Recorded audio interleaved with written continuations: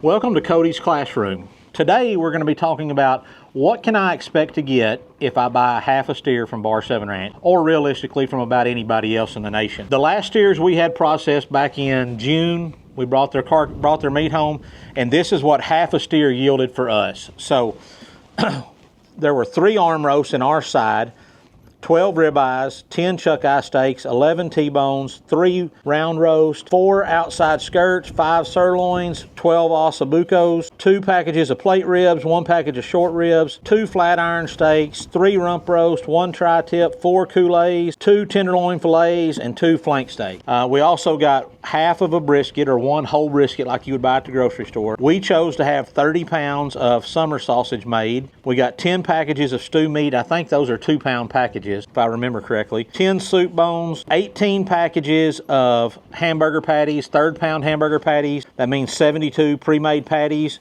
We had 23 pounds of just regular ground beef and 17 pounds of primal grind, which includes, I think, about 10% of heart, liver, and kidney meat in there ground into the meat. So all of that together is yielded about 292 pounds of consumable meat for us to bring home for, it should last us close to a year, but more than likely probably about 6 or 7 months. So that's kind of a good idea of what you can expect if you buy half a steer. Now, this total weight down here, that 292 pounds, that's going to vary depending on the hanging weights and how you have your processing sheet filled out.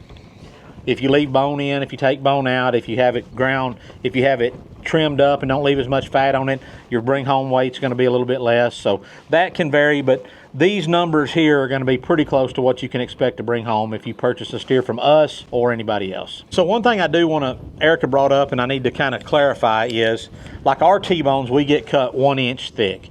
Now, if you're one of those guys or gals and you're like, man, I want that big old tomahawk, I want a 2-inch thick steak, it's going to cut those in half, Or if you want your ribeyes cut 1.5 inches versus 1 inch, you're going to get a few less because there's only so much meat in that ribeye area. And if you cut it thicker, you're going to get less steaks. If you cut them 1/4 inch thick or 1/2 inch thick, you're going to get a few more. But your overall poundage is going to be a percentage of what your hanging weight is. Y'all keep ranching.